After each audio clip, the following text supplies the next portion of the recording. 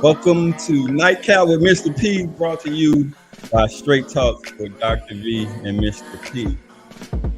Welcome. Glad to have you in the building. I got a great show for you. I got a very special guest, very good friend of mine, solid dude. I only rock with solid dudes. So if he's on here, that means he's a solid brother.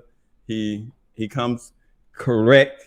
And I appreciate he spending this time. But this is my boy, the Mista Marcus. We go way back, like what Outcast is, like three flat tires and something. So Folks flats on the Cadillac, man. Y'all better know what it is. when I say this, my boy, this is my ride or die. This one of my old dogs. Like I said, this the type of friend that you don't have to talk to him every day. You ain't got to talk to him every week, but when we link up, it's real. So like you never missed a beat. Like that. Yeah. So hopefully you got your nightcap. I'm slipping on a little what we call this 420. 420. I don't know if you can see it. I ain't got no sponsor here, but 420 Brewski. Mr. Marcus, I'm sure he got him a nightcap going on. So you already know. We about to get into this. Red Cup boys right here got the custom made long punch. Like I do. Look, I squeeze the limits of lives and make that thing happen, bro. Oh, that's what it do, bro. That's what it do, bro. That's what it do, bro. How you doing tonight, bro? How you doing, bro? Great, man. Great. Just living my best life, man. Happy to be here. Happy to be on with you. Ready to do some things. Hopefully make magic like we always do, brother. For sure, bro. We can't tell y'all all the stories, but me and this brother here, we got some stories. I'm telling you. I ain't gonna tell none of them because I'm a happy married man now. And right, bro. Yeah, I know, right? Hey, bro, I'm telling you, it's like we couldn't make it up, bro. If we told people the stories, bro, they would think we made it up, bro. But ain't no capping. You know how everybody's in love with that BMF show. I like to tell people, look, we lived that. We were here. Right. In the spot with them at times. It's an old one, bro. When they throw them up in the air, we're like, what? We are old Atlanta. We the real Atlanta. Old Atlanta, bro. I'm telling you, bro. We so old. What was that? Strokers? Or what was that? Well, Dominique was behind us. Dominique Wilkins. Yep. Yeah, that was that Strokers. Don't put Nick Hey, bro, Nick. I know Nick was in look like Dominique. That probably wasn't Dominique. I'm telling you, Nick was in the building. BMF was in the building, bro. Ones flying everywhere. I'm telling y'all, dog. I've never seen more money spent at one time in my life. Madness. For sure, bro. But I'm telling you, hey, forever I love Atlanta, bro. Forever. You say whatever you want to, bro, but the A has been doing it for a long time, bro. That's it. Sure. We've been there. Look, I like to pick on my nephews. I let throw some old yin yang twins, and they right. And it's like y'all didn't start nothing. This is all old news to us. Old news, bro. They don't know Raheem the Dream. They don't know Kilo Ali, bro. They don't know. They don't know. They don't know what DJ Smurf. They don't know. What's the one who did Stepdaddy? Sammy Sam? Busy B was the stepdaddy, I believe. Stepdaddy, okay. You know what I mean? Bro. They don't know Club Access, bro. We go as far back as Arrested Development, man. Right, Real Atlanta, bro. Real Atlanta. So they don't know, bro. So if y'all can peep, that's what I got in the background. I got that Atlanta skyline in the background. So absolutely. For sure. But we got, great shit, man. Been good, bro. What you got for me today? Bro, we got a good conversation. It's a follow-up from what I started last week talking about masculinity, toxic masculinity, which is a Bud's phrase. And so we're just gonna talk about that a little bit more and see how that equates to stuff that's been going on today, particularly with the Chris Rock, Will Smith situation, bro. It's back in the news a year later. First of all, shout out to Chris Rock. Bro, that was brilliant to post that special a week before the Oscars, bro. Yep. If nothing else, you got to respect that man marketing and PR, bro. Absolutely. Even if you don't agree with what he's saying, he got banged, bro. A week before the Oscars, man. You still got Jimmy Kimmel cracking jokes about what might happen if somebody steps up. Like it just set up perfectly. The only way he could have did it better was to do it the night after the Oscars or the night of the Oscars. Right. But he wasn't gonna do that because he been out partying himself. It was perfect timing, bro. So we're gonna chop it up. We're gonna get into that a little bit. So, but you're an educated brother. I consider myself an educated brother. Right. So we like to start with some foundational stuff. So it's not just our opinions; it's things we're talking about, foundation stuff. We're putting the pieces together so that we can basically have a well-rounded conversation, and then we're gonna get into some of that, that man on man talk type stuff. But let's start with the beginning. Just to reiterate what I started last week, and bro, this ain't nothing new. Y'all know this. You can look it up. We talked about what masculinity was. Masculinity is the quality, the attributes regarded as characteristics of men or boys. Nothing new. Handsome, muscle, and driven. Those are examples of it. Also talked about toxic masculinity. And peep this, bro. I'm going to ask you this question. Did you know who coined the phrase where toxic masculinity came from? I don't, but it was probably within the last 20 years. It was in the last 20 or 30 years, but actually it was a man. Oh, yeah. So a man came up with toxic masculinity. That's what I'm saying, bro. See, I'm telling you, we dropping knowledge, bro. Toxic masculinity, it came from a men's movement in the 1980s, coined by Shepard Bliss. He confirmed in a 2019 email that he coined the term to characterize his father, militarized bro, I keep killing this letter. Authoritarian masculinity. So basically, his dad was a hard ass military type guy, and he came up with the phrase toxic masculinity to talk about how over militarized his father was and how authoritarian he was. So he came up with that during the 1980s, and then the 1990s and 20, it spread from a men's movement to self-help academic and policy literature, and it went on and it got adopted by the feminist movement. That's, brother, when that toxic masculinity became something not to help men, but to use as a weapon against men. So that was probably the late 90s right there. Right, late 90s, early 2000s, bro. It got switched over, bro. Yep. So toxic masculinity is an attitude or set of social guidelines stereotypically associated with manliness that often have a negative impact on men, women, and society in general. You can argue if you agree with this or not, bro. But what's your thoughts on toxic masculinity, bro? And do you think it's overused? Is it used enough? Or how you feel about that, bro? Well, first things first, I think it's legitimate. And I think that, nobody ever has all the right answers. But I think open-mindedness in every situation is important. And I think that open-mindedness is also the opposite of toxic masculinity. In the sense that, it's all right to not know everything. It's all right to be schooled and educated on a subject or a topic, right? And I feel like that's like the essence of what toxic masculinity is to me, is that I'm the man, I'm always right, I'm the authority, I'm this, that, and the other. You know what I mean? And I know too much, and I know so much that I can't be taught, and I can't embrace newness or learn or be open to anything new. So that would be like my definition of toxic masculinity. You know what I mean? Just it's just me. It's all I'm the authority. I'm the man, basically. Right. And bro, believe it or not, and I talked about this last week, most toxic masculinity traits come from, and this might be controversial. I said it last week. I'm gonna say it again. Come from single household families. I was gonna say that. In a lot of cases, single moms. Because what happens is, and I talked about this last year, the boys, and we're talking about boys, they don't have that male figure in their life who can balance what those masculine traits are. So, like, if your dad tells you you're supposed to be strong, you take that. But then there are certain situations that he'll tell you, okay, it's okay for you to be vulnerable. You don't have to be strong all the time. But if you don't see your dad, but once every year, or you hear the boys on the block saying you got to be strong or hard, you're going to take that to heart. And you just going to, like you said, you're going to do it too much, bro. You're going to be like, I got to be the man all the time.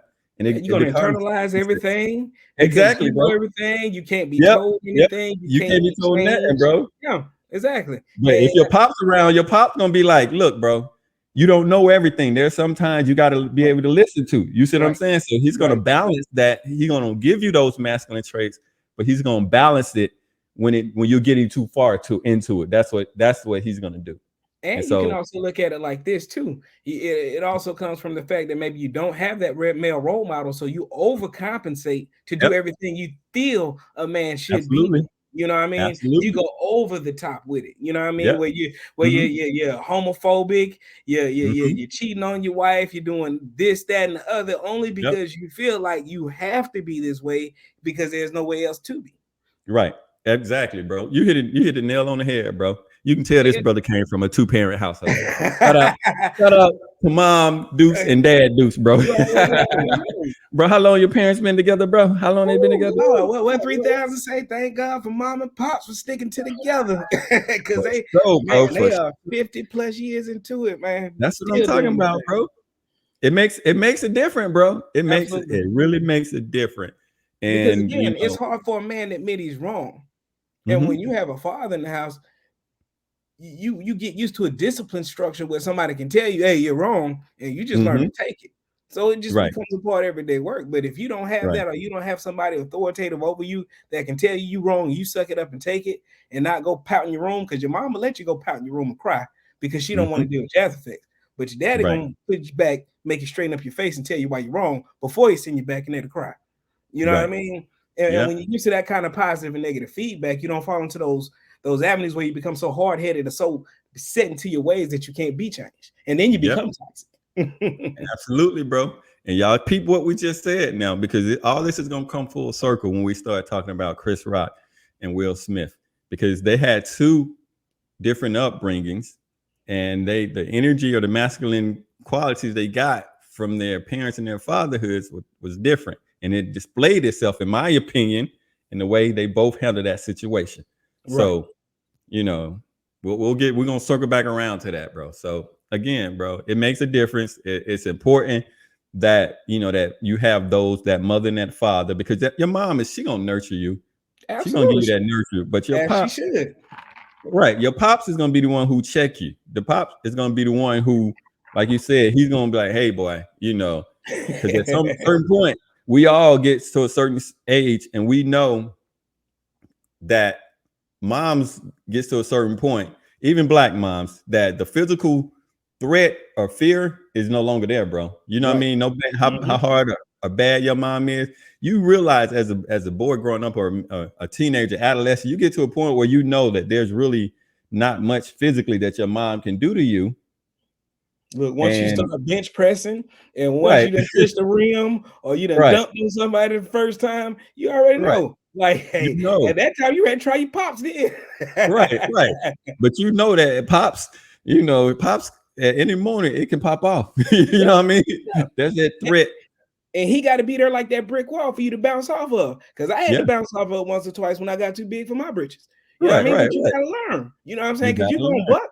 You bound to buck. You got all that testosterone. You can't do nothing but buck. Absolutely, And bro. your pop's supposed to be there to pop you in your chest to let you know, sit your little ass down. You got to Yep, learn a lot of absolutely. learning. You gotta learn it, bro. But it makes you better. It makes you well rounded. Absolutely It better. helps you figure out, like, hold on now. I Yeah, need to check some of I this. think I was in my 30s when I finally figured out, man, my pops wasn't there to be my friend. He was there to mold me to be a man. And Right. once I became a Absolutely. man, he and I became friends. But Yeah, we couldn't become absolutely. friends until I got to that point. Absolutely, bro. Yeah. He's there to prepare you. It makes it different, Yep. So, and again, you have to have that male presence. You got to have it some kind of way. You know what I mean? So it's important. And I think men know that. Single fathers know, like, that she got to have that female presence. You know what I mean? So Mhm. it's just, I don't know why for some people, some women, it's hard for them to understand that. Some women really think you can raise a very good, solid human. You can. I have no doubt. I'm not trying to argue that women can't raise boys or raise healthy, rounded boys. But I promise you, it's a lot easier when that male figure is there. It's a lot easier, And So it only makes sense from just a time standpoint. You know what I mean? At least you yeah, can take a break, and then another authoritative figure can step in and give you a 15, 20 minute breather. That yeah. alone is worth.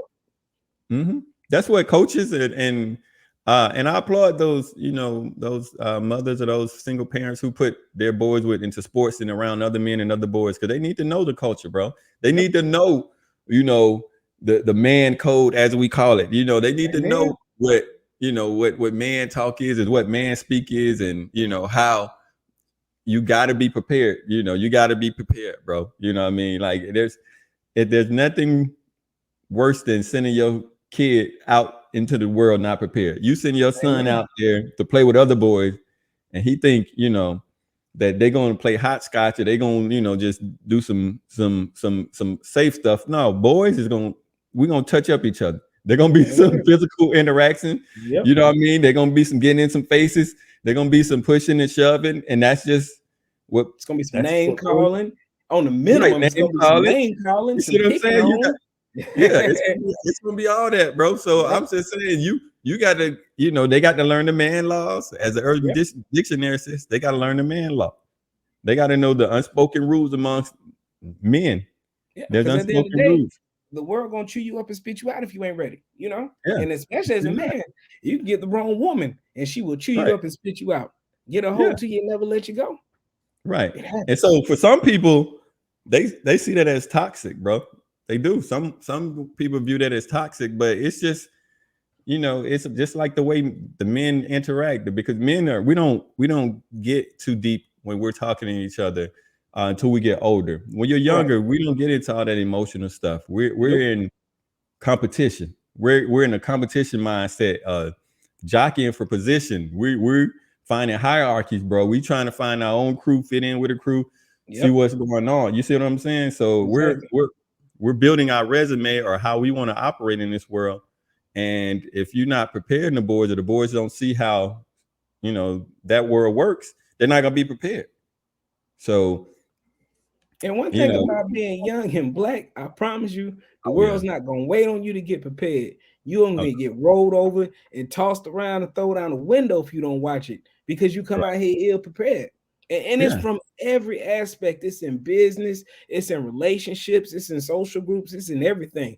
That social construct of just being around men and learning how men operate, learning when it's okay to slap a dude in the back of the head, on some real disrespectful shit. But at the right time, it's the funniest thing in the world. Like little stuff like that, little inactivities when it's right to talk about somebody's mama. You know what I mean? Like, if you're not around, you don't know, and that can be extraordinarily detrimental. It can, bro, because it starts at the earliest age. I've witnessed it with my own grandkids and my little nephews. When they gather, they're gonna wrestle. I don't know. It's just something about boys. We're gonna wrestle. Little boys gonna wrestle. They're gonna play. They're gonna get physical. And if you're not used to it, you're gonna be the one crying. Somebody kicked me in the head. And then we're gonna look at you like, did you kick him back in the head? You see what I'm saying? Literally. Get back in there, bro, and get in at it. You know what I mean? So, I don't know women feel like they can protect their sons from that, but that's it. They've got to go through that. Yeah, bro. It's gonna happen as soon as they get on the T-ball team, and somebody gonna kick them, or they gonna slide into somebody, and they ain't gonna like it. Or as soon as they get on the basketball team, and everybody doesn't get out their way and let them have a layup, and somebody hacks them the first time, and Lord knows the first time they get put on their ass on that football field. It's a real world out there. It's a real world. They got to be jockey position. So you got to know how to. You got to know how men work and how men operate and how men move. In all types of environment, because again, you're gonna get tested, and unfortunately, this is the world we live in.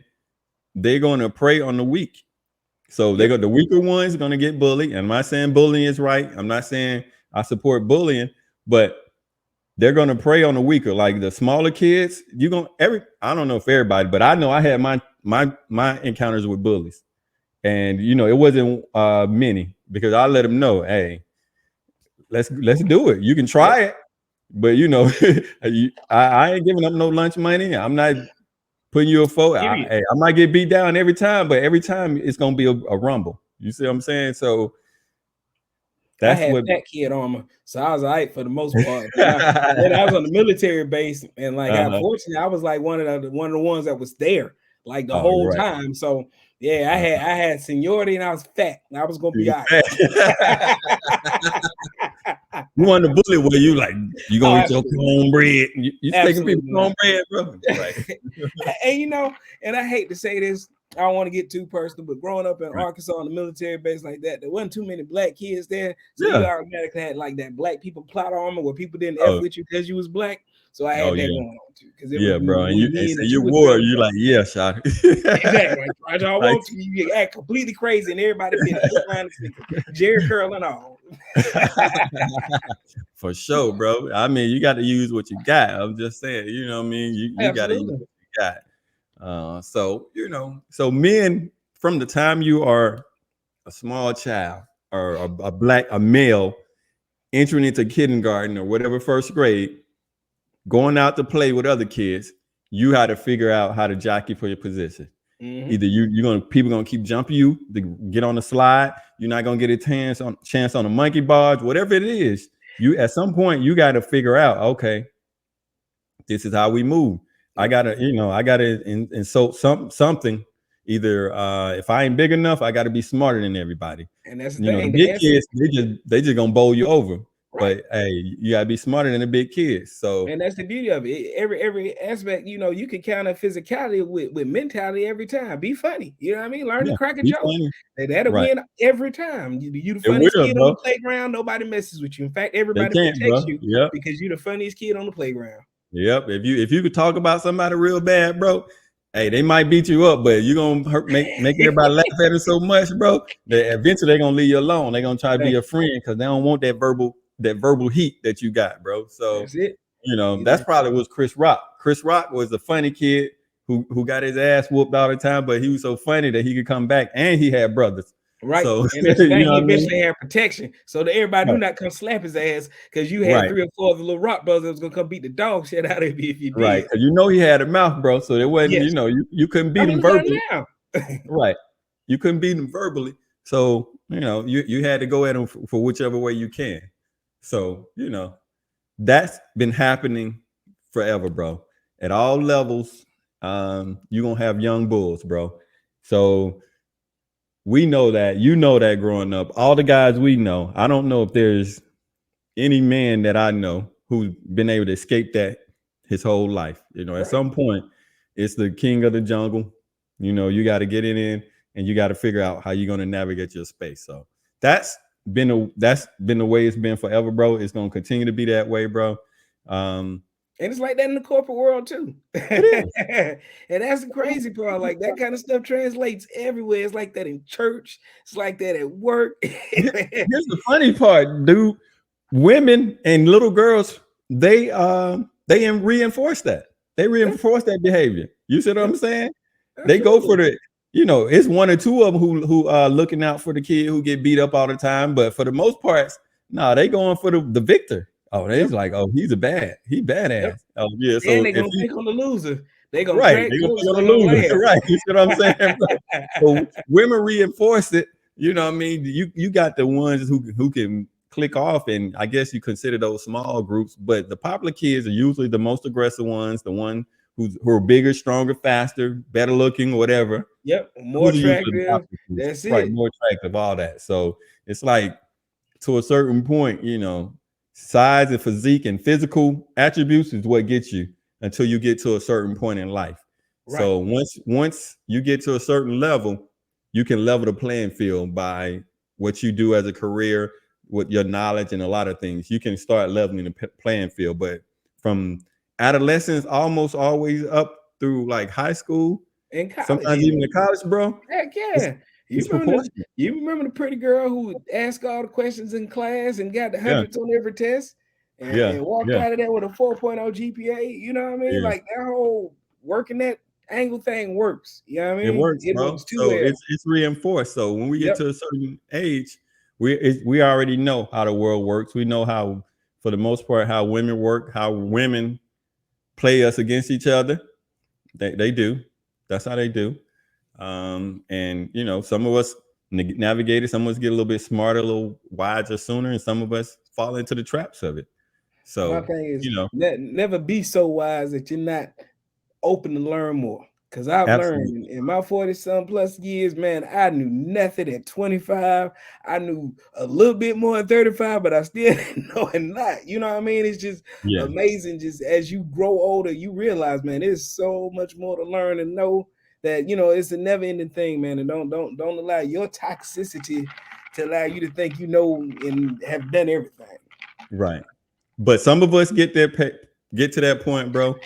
And some people do get stuck. Some people never, they get stuck for whatever reason, whatever trauma reasons, whatever, they never develop beyond a certain point. That if you look up all the psychology and you'll see people get stuck at an adolescent mindset due to trauma or whatever reason. So a lot of people in certain aspects emotionally they get stuck. So we know that happens, or they regress. They default back to whatever that trauma point was. And I think that's what happened to Will Smith back at the Oscars. He verbally talked about it, and in his public knowledge, he talked about the violence against his mother that his father inflicted, and how he felt as a little kid there was nothing that he could do. So he carried that, and he still carries it today. I'm pretty sure that's why he is so eager or trying to please the women in his relationship or the women in his life, right? So he's so much into it or giving into that I think that at that point when he looked over at his wife and saw her reaction, he resorted back to that feeling that he had as a little child, not being able to protect his mother from his father, and he reacted. Right. That's me psychoanalyzing the situation, which happens a year ago. It could be something totally different. It could have been just they was caught on the wrong day. Tequila that night, It could have been that. You see what I'm saying, bro? It could have been a red table talk. It could have been a whole series of things. But me psychoanalyzing, for me, that was a moment where he regressed and he went back. So I think, in that instance, I think it was like everything, it was all of it. You know what I mean? It was just like, here I am probably about to get the biggest award of my life. And Cat still bringing up this nonsense that I don't know why she brought it up, like she brought it up, how she brought it up, the way she did. Every time I think it's over, it gets brought back. And, eventually, anybody's going to come to their breaking point. It's unfortunate it came out when and where it did, but it happened. But I truly think it was just, he was tired, bro. I mean, damn, you know what I mean? And just because it was such a light joke, to me, that kind of pushed over top. Because like I said, when you went back and looked at the history of Chris Rock and Jada Pinkett, it's a lot there. For whatever reason, it's a lot there. He seems to really have problems with that woman. And I think we'll just, it was like, well, anytime's a good time. Well, just think about it, bro. Take this off of TV. You and I both been married. I've been married a little bit longer than you. Yeah. A little bit longer than you. Well, yeah, right. You got good little ways now. Think about it. Right. But look, we both got decades in this thing, though. Yes, we do. I can almost say decade now. Right. We do, bro. So I'm trying to think back, and you two can think back to a situation where my wife, what I felt like that she was in some type of distress or danger where I need to react physically like that. And, we've been together 20 some, we're already at 25 years married. So we've been together at least about 27 years, I think, like 27, 28 years. And I can't think, there's been moments where I had to, come piss on my territory, let a brother know, hey, absolutely, you can talk to him, but she leaving with me, bro. You know what I mean? So I've been in a situation like that. I haven't been in a really situation where I feel like somebody was disrespectful to her or coming at her like that, because I always let it be known that, yeah, she ain't by herself. She right here. You know what I mean? But my wife not a public figure. My wife's a strong woman, but, push come to shove, I do what I got to do. You know what I mean? So have you been in a situation where you felt like, you had to act out like that, bro, or get in other than announce myself?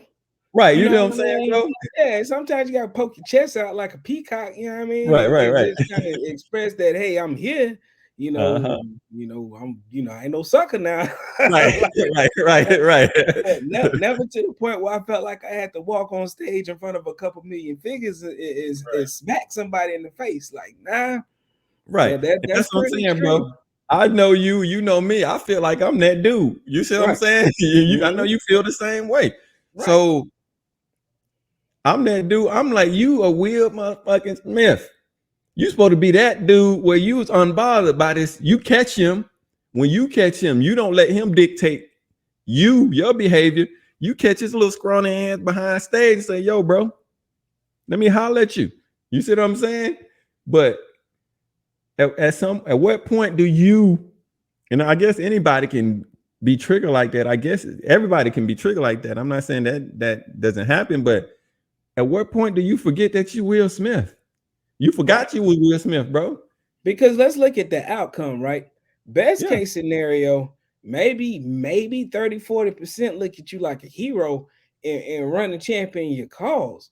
But Mm-hmm. worst case scenario is what we looking at right now. Your project's doing nothing. Nobody's watching your movies. Nobody's watching your old movies. Nobody's checking for you. Like you falling completely off and was made to be the bad guy. And maybe Yeah. you wasn't, you know what I mean? But it is what it is. Right. Right. Now peep this. I'm glad you said that. This is Marlon Wayne, and I don't know if you heard you haven't watched this yet, I ain't right? seen this one yet. Yeah. This is Marlon's. And he's referring to Chris Rock and the whole situation. Let me play that for you real quick. Either he is the strongest black man that God ever created,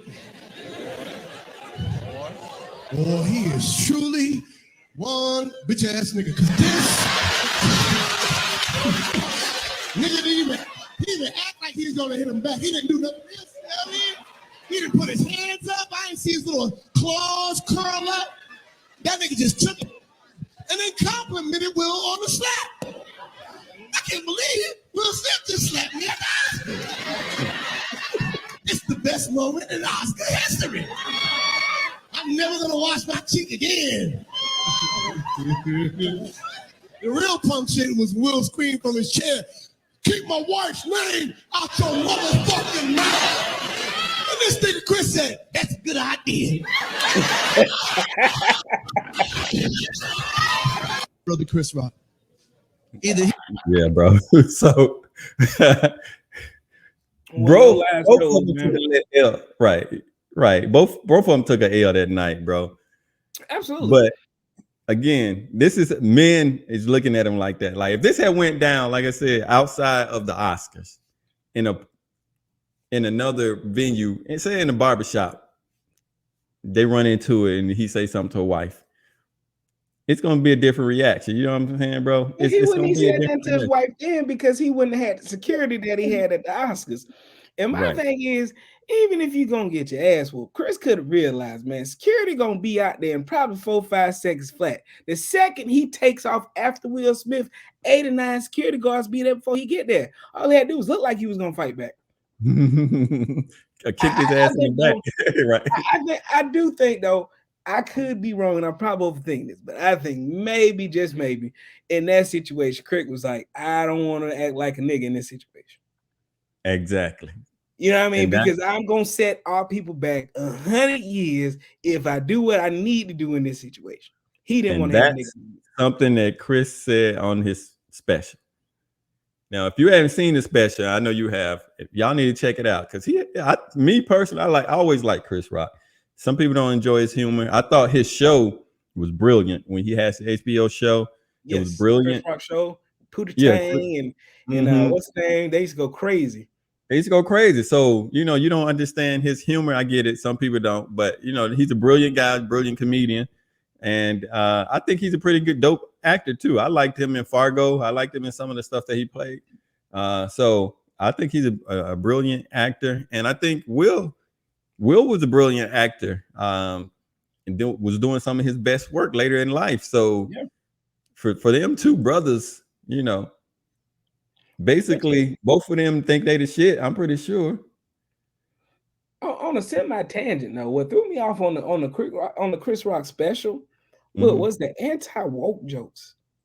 Oh, okay. Like I was so curious with that, and then the next day, I don't know if you saw the clip of him and Louis C.K. talking about using the N-word and that old clip of Jerry Seinfeld, right? You know, it had me looking at him in a whole nother way because like his whole first set of jokes just went sideways to me. It was the anti-woke thing, the anti-trans thing. And this goes back into the toxic masculinity because I don't know why the hell anybody is concerned with what anybody else is doing in their bedroom. I'm a firm believer that if you ain't messing with children, I don't give a damn what you do. Just leave me the hell alone. Right. And I go to the grave on that. You know what I mean? But I don't know what dang, I lost my train of thought now. What was I saying, bro? You was talking about, you went on a tangent on about the, the other stuff. Oh yeah, about the anti-woke jokes. And like, what really flipped it back for me is when he started talking about the sweatpants. And he goes into the joke about the quote, as he called it, the woke company selling the $100 sweatpants. And he was like, I don't care about your politics. I'll take some racist yoga pants for $20. Give me the sweatpants that call me a nigga. I was like, what? Right. I kind of like, and I don't mean to go on a tangent, man, but for the last couple years, man, I've watched Chris Rock, Killer Mike, Ice Cube say some of the most suspect stuff, man. And I don't know what the hell is going on, bro. And I need to look into that. That's a tangent, man. Brother, at some point, you become so rich that it becomes you're not operating in regular circles anymore. You're not. It's the Kanye effect. Bro. And you start Kanye just amplified it. Yeah, Kanye amplified it to the highest max. Yes. When you get so rich, right? When you get to a certain point of wealth, when you know pretty much there's nothing you could say that other than committing a crime that people can't take your money from you. They can't. Right. You see what I'm saying? You got so much money in the bank that you might not get another job, you might not get any more projects and stuff like that, but you got so much money that there's really nothing anybody can do to you other than, like I said, incarcerate you. And long as they don't sue you for anything and take your money, you're good. Right. So they start operating. They get so far removed from regular folk, from regular people who have to deal with certain situations and the consequences of their words, that it removes all their filter. And I think that's really truly who they are, or that they're so far removed that they don't connect. And I'll use this, honestly, they've been rich a long time. Both of them, all of them. Ice Cube, Killer Mike, they've all been rich at least 20 some odd years, and I mean very rich. Because they can't, bro. They can say all they want to, but they've been so far removed that they, at some point, after so many decades of wealth, you cannot connect, or you have lost that connection to the streets. You can pretend all you want to. It happens with T.I. It happens with all celebrities, all these people who start off in one way. They don't, because, even Snoop is selling sketches. And I ain't mad at Snoop about it at all. Sketches. I ain't mad at it, but it's about Snoop. They on a different plane, bro. They live in different world, different environments where time and the only thing that really, really matters to them is the green, the dollars, bro. If it ain't about dollars, they ain't making no sense, because they changed their mindset and they flipped the script, bro. I don't want to be that rich, man. I don't want to be that rich. That's scary. Look at Elon Musk, bro. Yeah. That Negro just do stuff just because he want to do it. I want to go to Mars. He got so much money. He just making up. They so bored. He literally just making up stuff to do, bro. For $40 billion to ruin it. Yeah, just because he can post and say whatever he want to, bro. Did you see the other day they found out that if people who were tweeting the N-word, it would give them a gun advertisement under their tweet? Oh, word. And I'm not surprised. Man, and Dave Chappelle brought that mother out on stage with him, bro. Like, man, I don't understand these cats, man. I've learned I don't take none of these entertainment cats. I don't even take them for face value no more, man. When you get so rich, you get to a certain point where you can't even connect with regular folks no more. And even though they can try and they want to, they can't. Man, people are not noticing this, but Jay-Z trying to be like Basquiat, bro. Most people don't know who Basquiat is. If you ask the regular day person, they don't know who Basquiat is. They don't know about his painting. But basically, Jay-Z is really, literally, since he started doing that freeform locks, he's on that same pathway where I guess, bro, they've done everything and so much stuff and wealth around them and people, yes, man, that they have to create something else to do. Yeah, they don't. You see what I'm saying? So I've heard that in different terms from a pimp, but that's another story. Right. but it was along essentially the same lines of that. When you've done so much of something, you got to do something different in order to achieve any kind of satisfaction out of life. And, it is. That's how it is. Bro. That's it. I look at it like I remember one time hearing an interview of Jermaine Dupri, and he talked about how he never wore the same pair of underwear twice. And I got offended. I'm like, who does this son of a bitch think he is that he can't wear a pair of drawers twice? Wait, how his mama raised him? And then I thought about it. I said, now, if you buy a box of drawers, you might pay $1,000, maybe $1,500 for the type he wear. That's nothing. That's literally tissue money.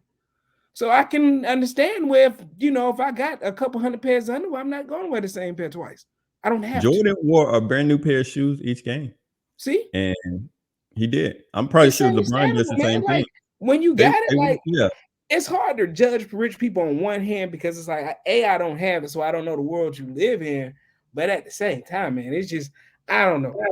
We like I said, we've lived long enough to watch someone like Chris Rock go from like the blackest, most socially conscious, militant comedian in the game to almost a step and fetch.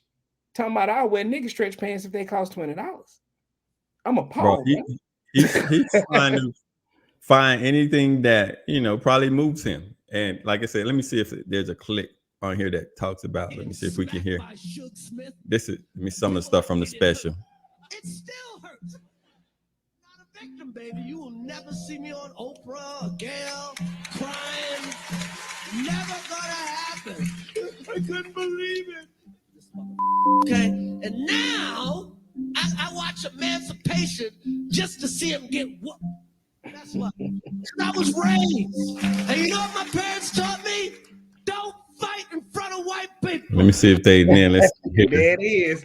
Then he talking about Megan Marcus. I said. Yeah. Look at this. Seems like a nice lady. I'm still going off complaining, acting all dumb like she don't know nothing. It was just some in-law. So she's complaining. I'm like, what the fuck is she talking about? Oprah, they're so racist. They wanted to know. People want to know.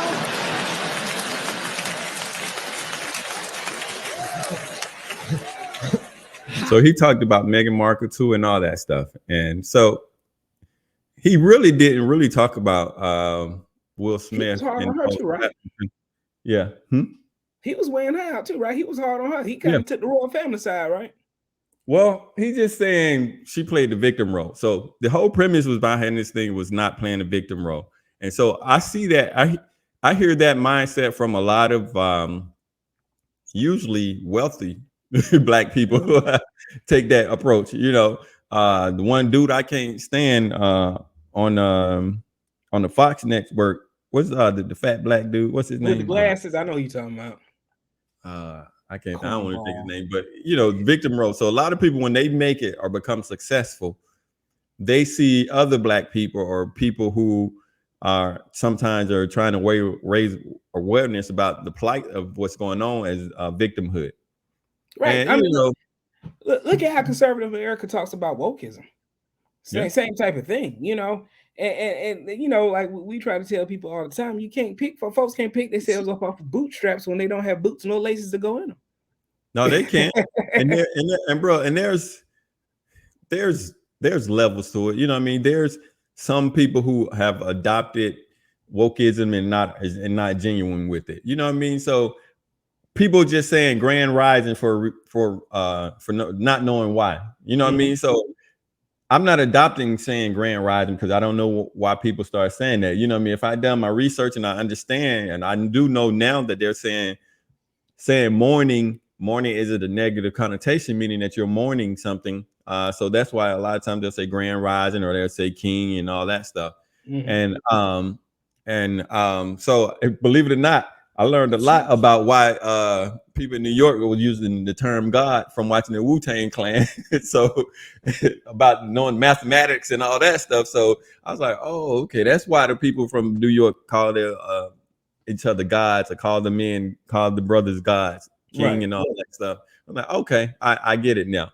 But you know, a lot of people just adopt the terms or the buzz terms, like we were saying with toxic masculinity, not realizing that was a term garnered by men to improve men, to make men better. Now it's being weaponized, and I think some people are taking woke and trying to use that to weaponize that instead of to enlighten people and to heal people. So it ain't about pointing fingers at people or about trying to use it as a weapon against somebody, like you're better than I am because I'm woke and you're not woke, you're sheep. Y'all just following. I'm like, so how do you get people on your side if you're coming at them with that negative energy? You know what I mean? So that's always my infatuation, and what I always question about when somebody talk about that. And you know, if what people who are truly woke, I don't think they're pointing fingers at other people or calling them sheep or calling names. I kind of live by the value that I never deal in absolutes.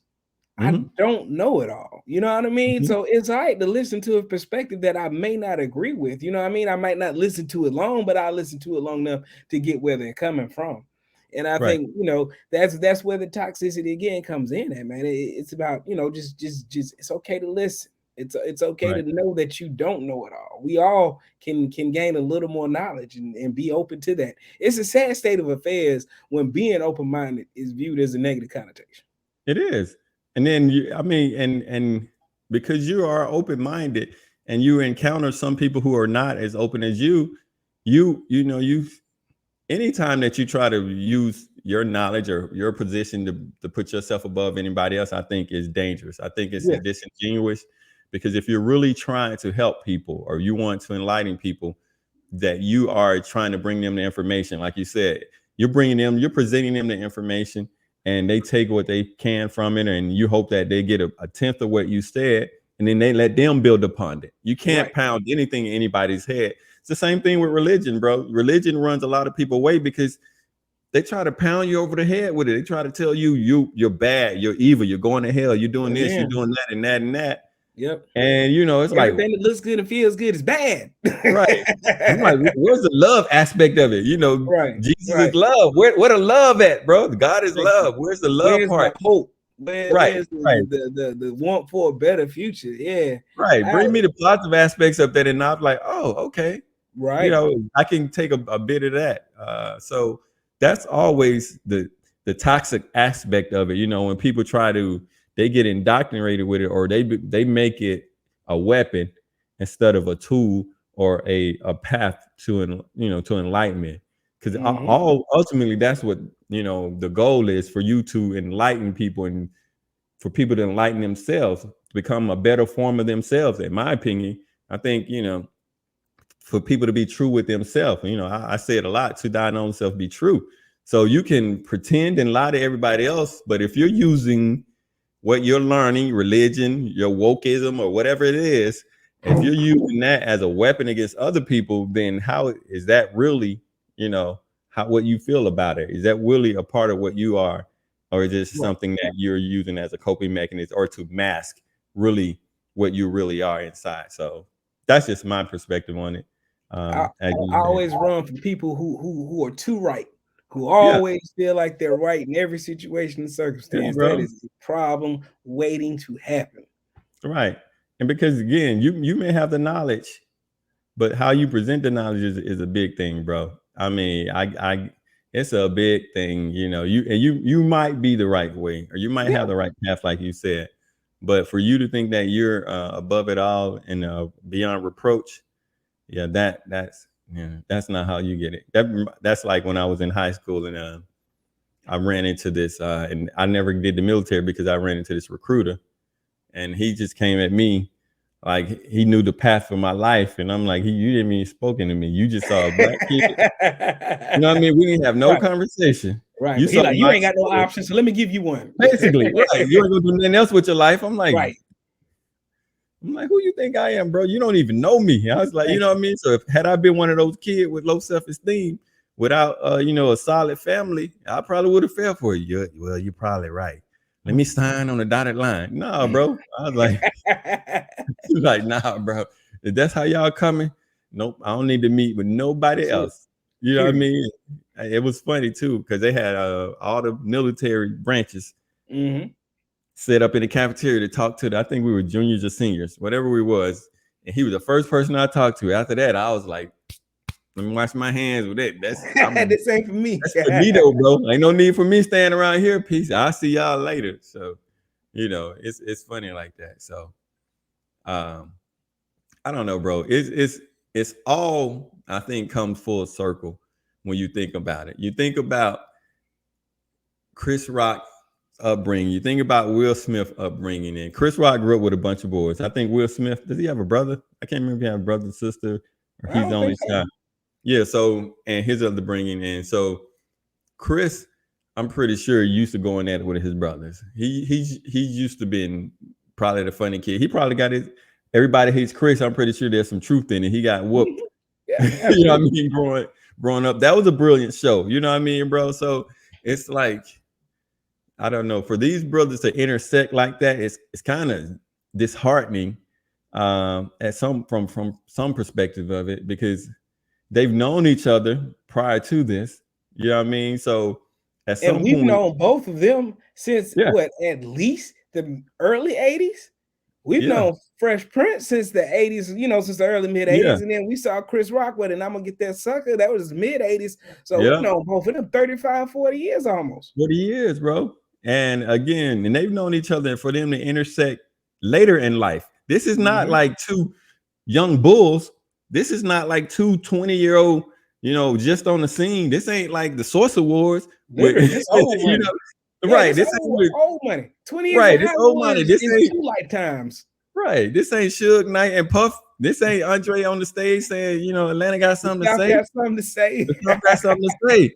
You see what I'm saying, bro? These are seasoned at the Oscars, at the pinnacle of entertainment. If you in the industry, the Oscars is it. That's the right. And That's they what were I'm right saying, there, bro. Crazy. 50-plus-year-old men. 50-plus-year-old men, bro. Look like that's two niggas at running shoot. Right, you see what I'm saying? Right, bro.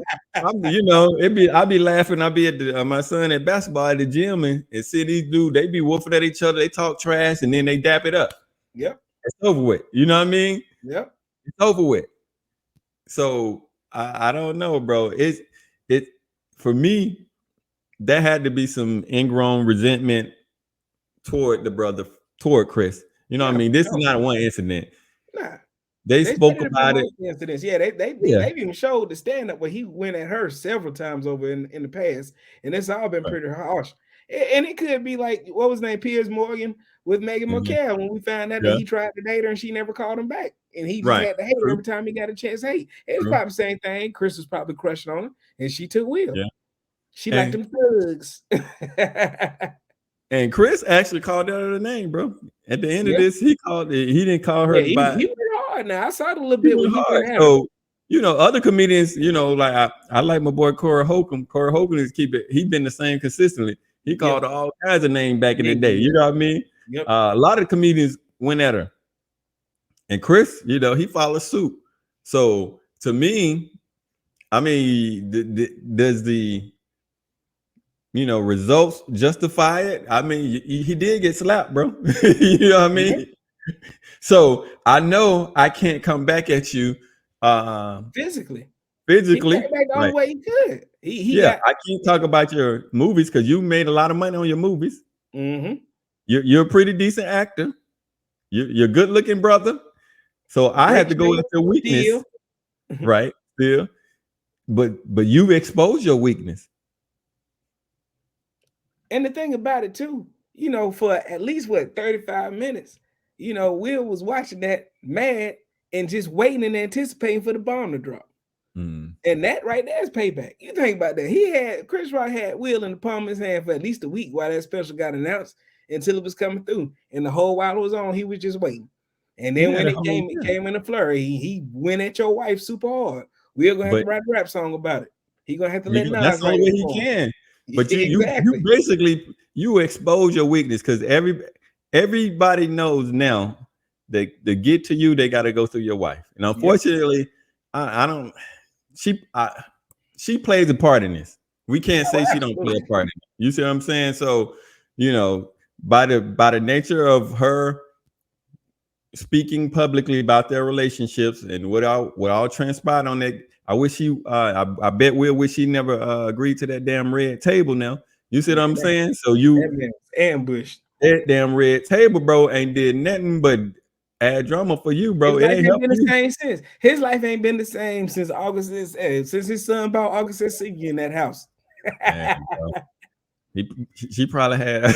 You think August had her across that red table, bro? Man, all day long, man. And then that's your son friend. Like, how you gonna do me like that? I'm Will Smith. I literally can go in any restaurant, in any state, in any city, in this country, probably in this world, and walk out wherever I want. Bro, if I'm Jaden could have kissed him hand. That's who Jaden should have slapped. Jaden should have been at August, bro. Yep. After that nigga next show, he should have backstage put them hands on him. He should put them hands on, bro.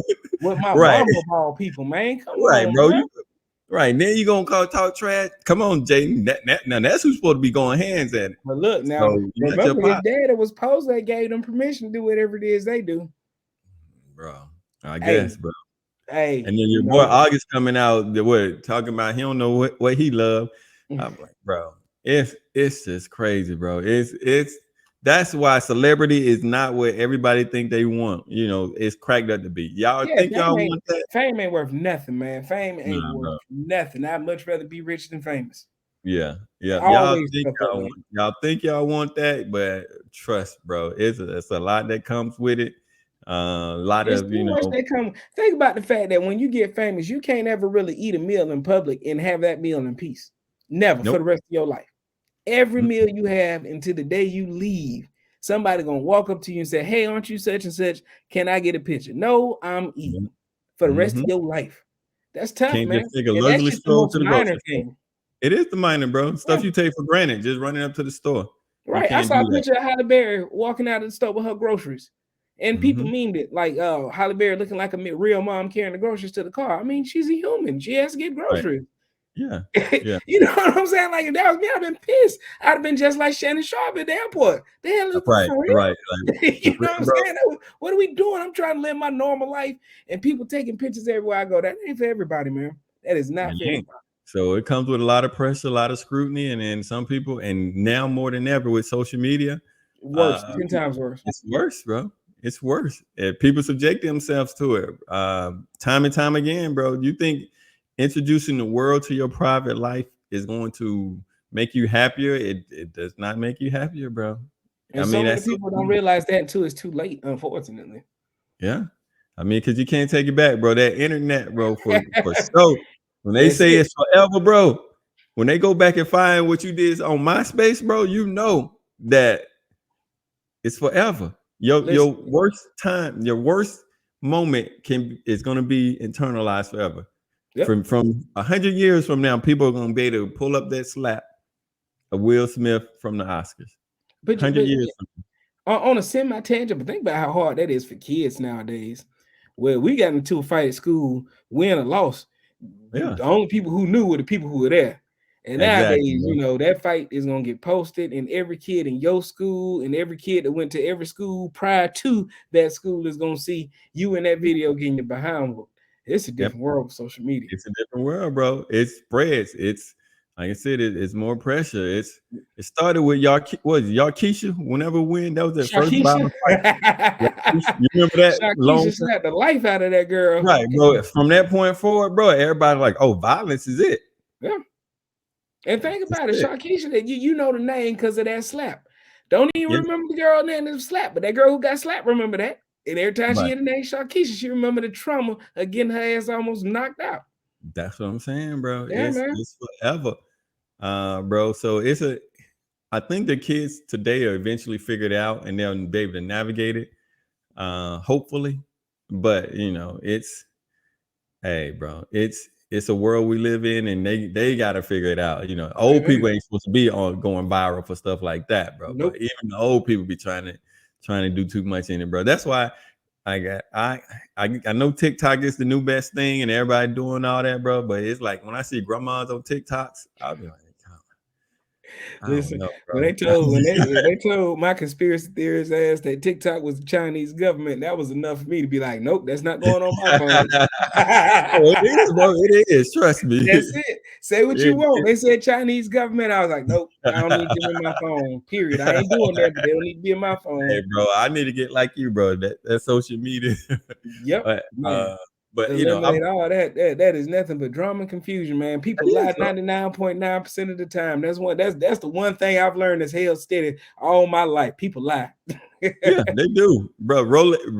Relationships, bro, are ruined by social media, bro. For real. Amen. People mad about stuff that happened on social media, bro. I'm like, Yeah. okay, I'm glad I don't have to grow up in that environment. My relationship is not directly to that. So, but I wish them well, bro. I get upset when people allow something like that to bother them. I'm like, well, you know them folks lying. You know they lying. You know them enough to know they lying. So why in the world you they lie bother you? Like y'all better get over that and just get off of it. One thing about social media, you ain't got to be there. And I swear, like I said, Elon Musk about to make me kill my last social media account. I'm that close. Every day, man, it's something else with that dude. He did something today. I'm like, I'll never understand, man. I never understand, man. But again, that's the dude Dave Chappelle chose to bring on stage, man. I don't want to be rich. Respect Chappelle, bro. At some point, bro, I'm telling you, I don't know if the Illuminati is real or any of that real, bro. But I do know that when you get to a certain status, a certain level, billionaires talk to billionaires, CEOs talk to CEOs. So while those people may not necessarily be conspiring with each other, they are definitely communicating with each other, and they are on the same wave wavelength and wave path for whatever they do. It's obvious, bro, with something simple as returning to the office, bro. We went 2 years with people working remotely. Right. Now all of a sudden, all the companies want you to come back into the office. Why, because bro? they lose money on the big ass buildings. Meanwhile, productivity finally got to the point where it's as good or better in the office than it is in the office. Because every time we go in the office, don't nobody do nothing because it's a damn reunion. It's doggone lunches and it's all kind of stuff, and ain't no work getting done. And it's like, but who else talking? The gas CEOs are talking. Right. Is the merchandise CEOs because people not buying clothes. The food industry CEOs because people eating at home. Instead of the shift to the the gig economy and all those other people, those CEOs was happy. DoorDash and all those other people was happy. Instacart was happy, but these other CEOs, bro, the Firestone, the tire manufacturers, the people out there doing the wear and tear, the DOT, all those people, all those entities, benefit from you going outside, bro. So absolutely. they got to push for it. Their money, bro. Same thing with the oil companies, man. When nobody going nowhere for 6 months for COVID, and then boy, we paid $3-4 a gallon for gas for the next 12 months after that. Now you mean to tell me 6 to 8 months when nobody using no oil? We was down to the bare minimum, literally. The truckers was the only thing on the road, and then 6 months after that ends, gas is $4 a gallon. What the hell were you doing all that oil for them 6 to 8 months? We weren't going nowhere, man. They'll get you. They getting us with groceries right now. Bro. Absolutely. Them companies had to find a way to make that money back. And that's why they bring us back in the office. It's either we go back to the office or we gonna pay butter is like $5 for a pack of butter now. Right. Eggs are like $5-6. Milk is like $5. A pack of candy is like $8 now. It's crazy. They getting us back to COVID, man.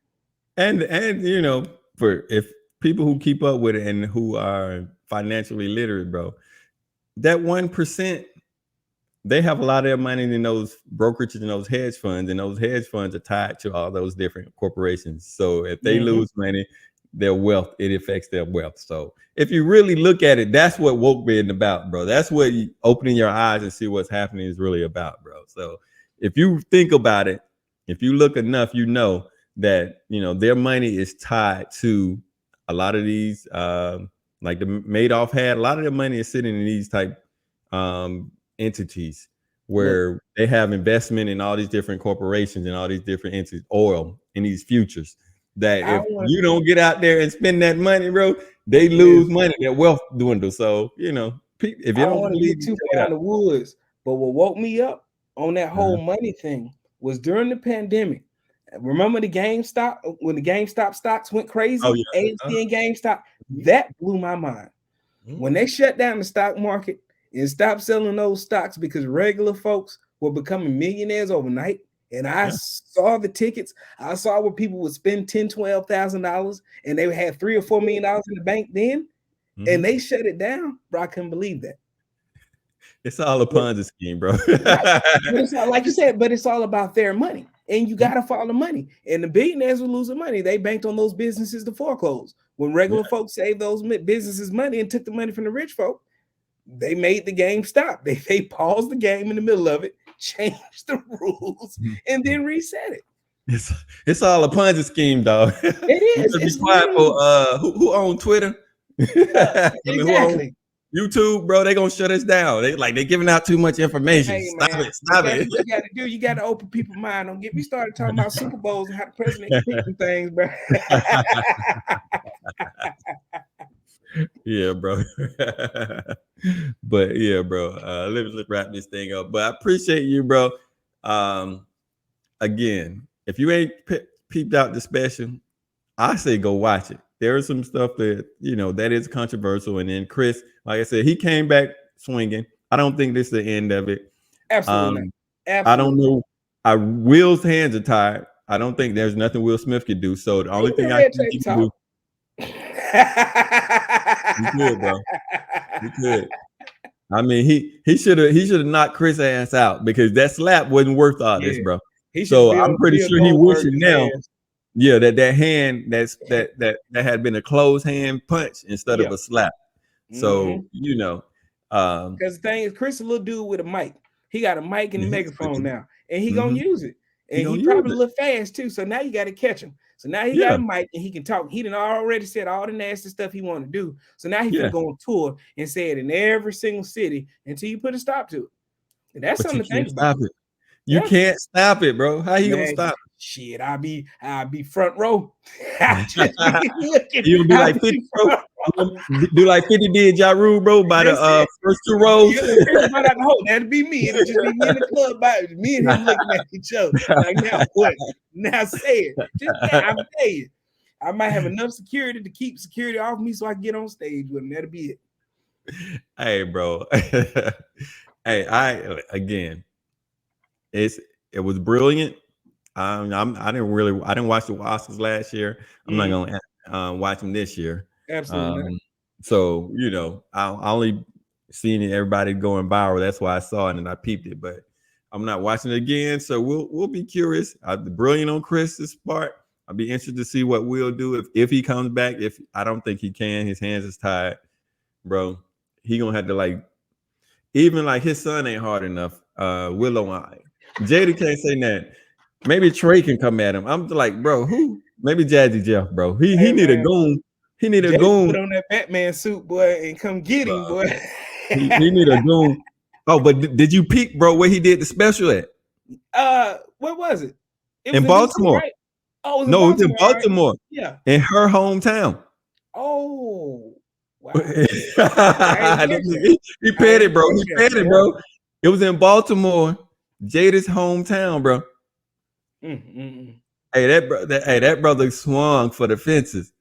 I mean, he waited a whole year. He did it in her hometown.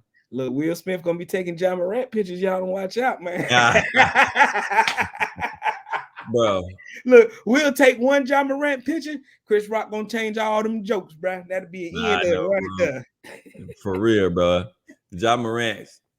I wish that brother the best. He's too brilliant, bro. Morant. When I say gifted, man, brother, please look, Ja. If you listening for some kind of way, bro, let me tell you, man, taking money away from rich black men is something they've done forever in this country. They will take everything from you. Wise up for it, bro. Brother. All you gotta do is hoop. Go hoop.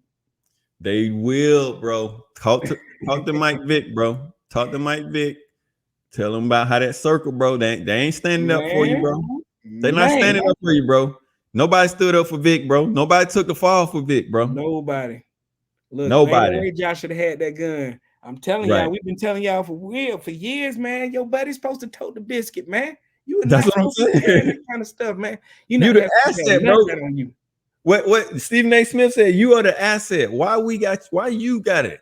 Thank you. You shouldn't even know. You should know it's there subliminally, but you should never see it. You should be able to like plausible deniability, bro. I didn't know what was going on. You got to have at least one cousin. Everybody got 1, 2 no good cousins. Ain't got nothing else going on. They can tote that biscuit for you and look tough. That's all he needed, man. That's it.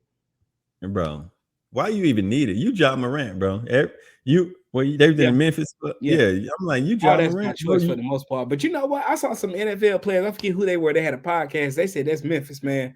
They said if you're in Memphis, man, they say it's Memphis. So I don't know if it's just the culture of that city or what. They better get that brother out of there. There was I think it was it Brown from the Eagles? I saw that too, bro. I think he was one of them. Yep. Yeah, let me see. Let me show that to the people real quick. They was all laughing about that, and he said, "Yeah, I think it's Memphis." He's like, "I tried to tell people, nobody believe me, and I believe that cat because I've heard a couple people, look at all the rappers that died in Memphis, Young Dolph, and that whole situation. Like Memphis is crazy, man. It don't make no sense, bro. None. It's AJ Brown. Matter of fact, and gun laws around that don't make any sense either. But that's another topic for another time. Well, who's that? Oh, I was they need to learn the gun laws because there was this TikToker, bro, that got in trouble for that. He brought he brought a gun flew into New York with it. Didn't know that the laws in New York state you can't have a handgun. So that brother wind up going to jail, and he probably gonna have to. Hopefully, he get off and don't have to do no time, bro. But he flew in with him, and he's on his way back, bro. States and all this conservative, what they call constitutional carry, man. We got some scary days ahead of us. Hey, no gun license, no restrictions. You just walk into Walmart and get you an AR-15. Bro, Crazy in times. Georgia, we live in Georgia, so that pistola, you gonna be able to have your pistola, bro. So unfortunately for us, we get shot when they see it. We ain't got to pull it; they just see it, bro. That's how it is. Unfortunately, bro. Unfortunately, you don't, bro. But I don't know, bro. We'll see what the South is like, but the North is gonna catch up eventually, bro. They're gonna get tired of us down here in the South having all our pistolas, bro. And then that's because all our guns end up north. They tell you that. They said Georgia, the whole problem. Said 90% of the guns in New York and Chicago come from Georgia. I'm like, well, we ain't got nothing to do that. Nope. Hey, Atlanta always gonna find a way to get paid. That's all I'm gonna say about that. For sure, bro. For sure. Let me show you this. Go get that money. Let me show you them this video from AJ Brown. Shout out to the youngin, Ja Morant, bro. Let's start this over so y'all can see this. Let's see. Yeah. Get the people a sample. And these other athletes, they already know. Same age group, everything. Exactly. So they know. Talking to you, bro. They call him Larry Hoover, bro. What do you think the Grizz is gonna do? Tell your boy trying to be Larry Hoover, man. Boy. The young fella is the truth, chill. Chill. It's Memphis, bro. I said that people tell me y'all crazy. Nah, it's Memphis. You around it. You know what I'm saying? Like, we know what it is. We know what it is. And like, he ain't got to be around it though. It was crazy. He sure as hell don't. That might really put himself in them trenches. They say, "Hey, John, we fuck with you." Say, "I can ride with y'all." All right. They clowning the brother. They clowning on Ja, bro. One thing I will say though about this situation that's different than most is that normally people dogpile, people call you an idiot, he's a fool, he's a clown. In this case, it seems like everybody's coming from a place of peace and love. Like, please, brother, get yours together, man. We don't want to see you become another victim of that, man. Please don't let him take everything away from you. Because that brother is a superstar, and he's talented, bro. It's like And his wasn't given. You know what I'm saying? Even when it was apparent he was better than Zion, it wasn't no question New Orleans was taking Zion over John Morant. You know what I'm saying? And then even though you kind of knew, people was like, well, he still went to a small school. He might not be as good as them highlights. That boy is just as good as every highlight we ever saw. Yeah, like, he got his pops, bro. He got literally his pops, come from good upbringing, man. It's like, that's wild. But that's why I couldn't understand why his mama was calling him about something that happened at Foot Locker. Right. That was wild to me, man. Bro, that's them trying to be too hood, bro. Hood adjacent, bro. You just come on, dog. Don't do it. You know what I mean? Somebody should have told y'all, look, you want to get back at that boy, this is what you do. You go to that Foot Locker and you purchase it. Yeah. And then after you purchase it, you bring that young man in the office and you have a good long conversation with his ass before you tell him he fired. That's how you get back, because you got that kind of money. You can live the greatest gangster comebacks in history of the world, but you out here want to flash guns and fight security guards. That ain't the move, bro. That ain't the move. You got too much to lose, and they don't. You know what I mean? You literally got too much to lose, bro. If he's 17 working at Foot Locker, you got way more to lose than he got. I promise you. He's still sleeping in his mama house. That's what I'm saying, bro. You mad at a 17-year-old. I'm like, little kid, man, come on, bro. Right. Ain't nothing he could have said to my mom been so disrespectful. I've been trying to go back to the mall 9 deep. 17, he work at Foot Locker. I'd have got at my mama for that. Mom, you work at Foot Locker. Why are you shopping at Foot Locker in that mall? Why are you in Foot Locker? If you need something, I can get it for free. What are we doing? Bro, again, you call the corporate headquarters of Foot Locker. Hey, literally, I need y'all to address this. You know, that's it. I would have owned that store, bro. I would have owned that store just to fire that little boy to tell him this is how life works. You watch your mouth. You don't never know who you talk to. Now get out my store. That's how you do that, man. Like, come on, man. You know how many gangsters wish they had enough money to just buy a store and fire somebody on the spot? You legitimately got the money to do that kind of stuff, and you about to throw it away to be a gangster. Come on, bro. It don't make sense, bro. But again, I don't know who you're trying to impress, bro. Like we talked about earlier, his father too busy trying to be his friend. It looked like true. You know what I'm saying? Who you trying to impress? In the streets, man. I need him to reel that in to be a father. Like you could be your son's hype man, but don't be your son's hype man. You know what I mean? Do that.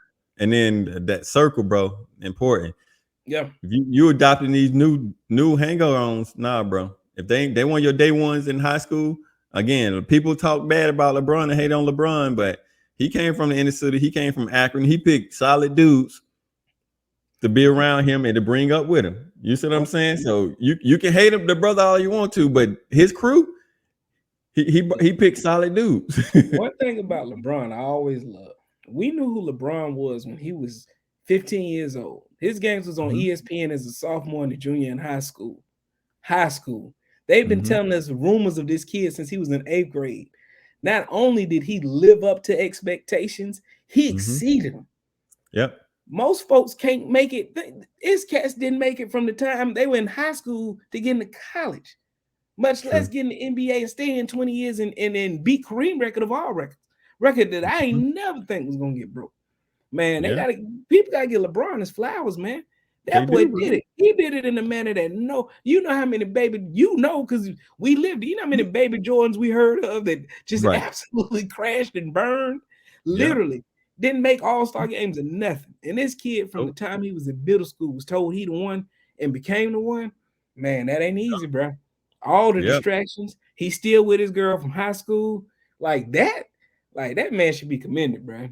School, I don't know why people hate on LeBron. Bro, it's got to be jealousy and envy, bro. Because again, you can't say you can talk about him wanting to be in a trade and business decisions that he made all you want, but the brother has been solid from the beginning. You don't catch him in stuff like that situation. He's not around those type of people.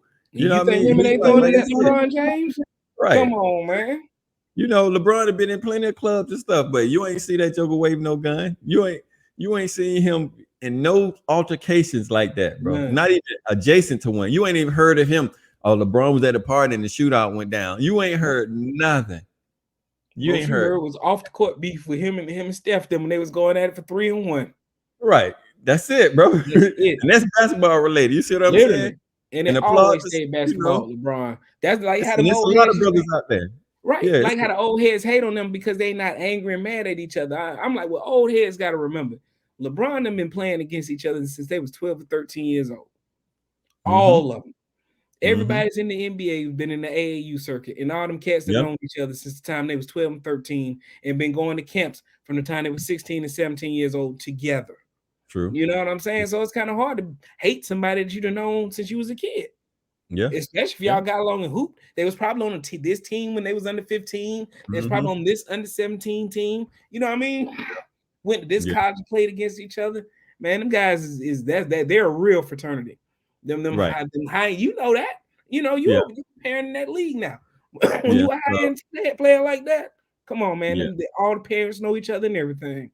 Yeah, it's a different vibe. They didn't just find out about each other late in college or an NCAA champion or some of the players in the league. But exactly, that's true, bro. So we just gonna hope that brother right the ship, bro.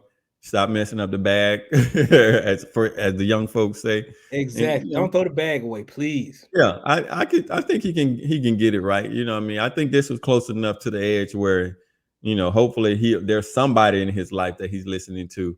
Like I said, maybe AI can reach out to him, or he's friend with AI, because you know how close AI was to not making the league. Know, Plexico Burrs reached out too.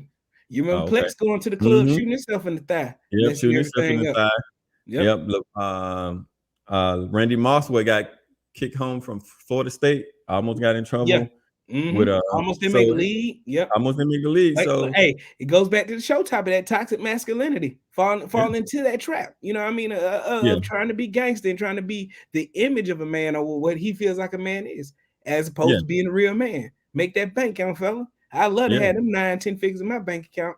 All right. And you know, don't create situations for your life that you don't have to have. Like I said, bro, you had enough wealth that, you know, y'all can hate on Chris Brown. And Chris Brown had his troubles or his other problems, but them jokers got smart. They started having instead of going to the club, they started bringing the club to the house. Amen. Everybody got to sign an NDA. That's it. So I know I can control the environment.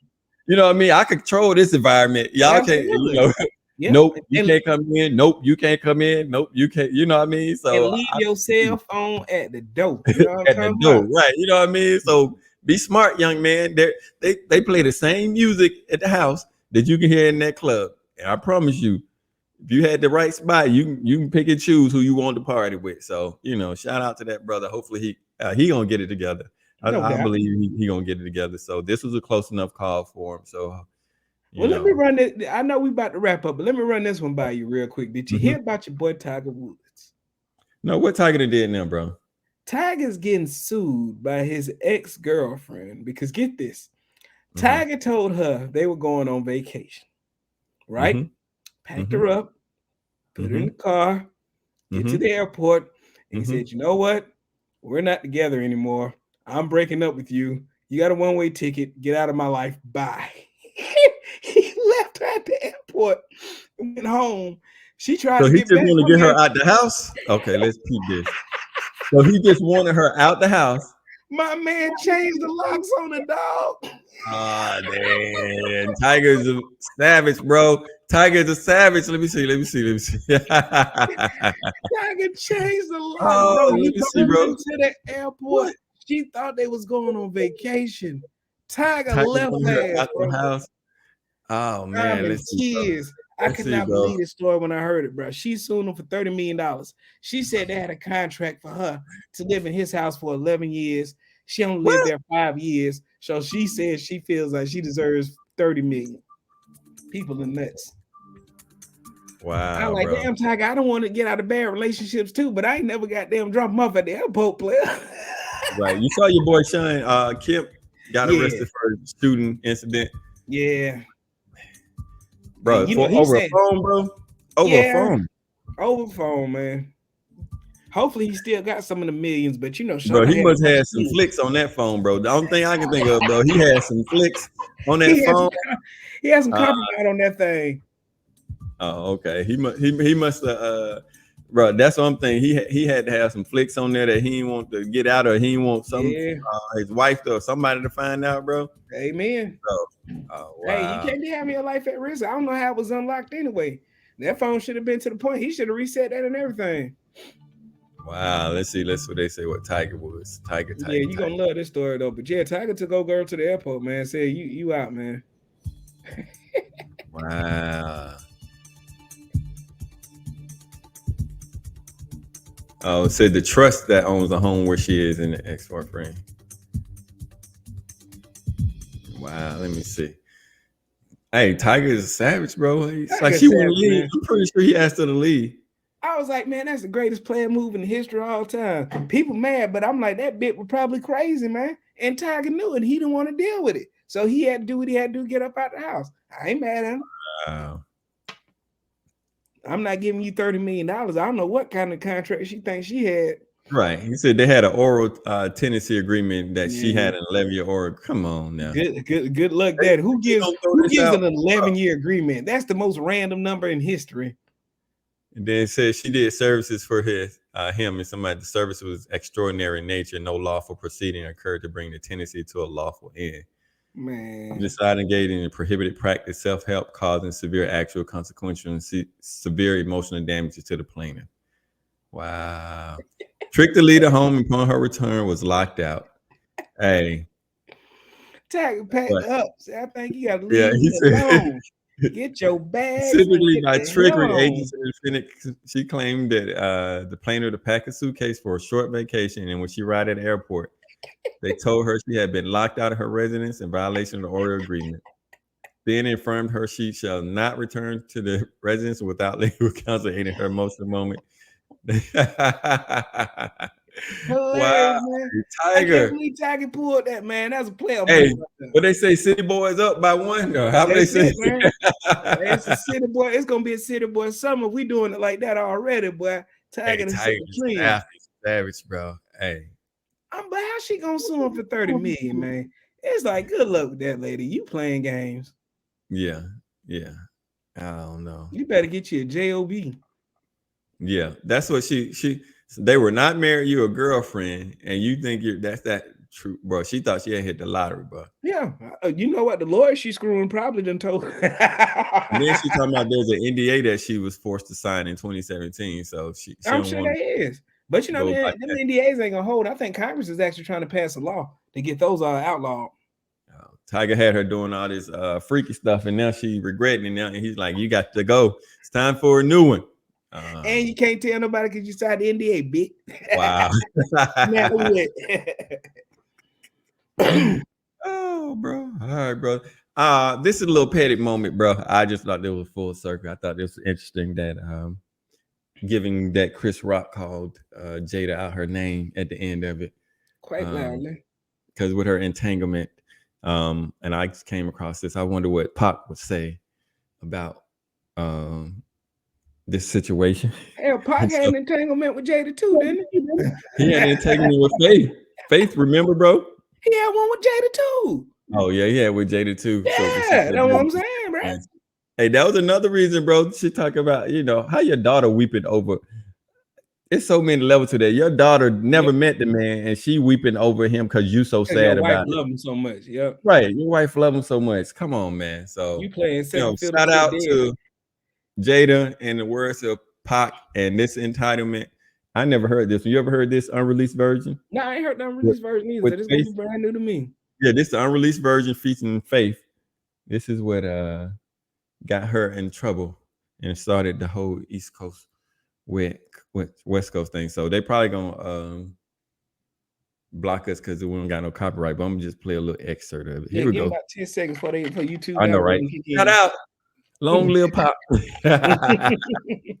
I try, and all the other people on my block hate your guts. Then you wonder why they stare and call you slut. It's like your mind don't understand. You don't have to kill your dreams, plot schemes on the man. You know today is the anniversary of Big Death. It is. Oh, yep. It is, bro. They gonna shoot you in your dreams tonight, play. I bet you. You wonder why they called you? Shout out to Pac. Shout out to Biggie. Long live. Man, that's ice cold. They got that man wife on the song singing like that. Well, bro.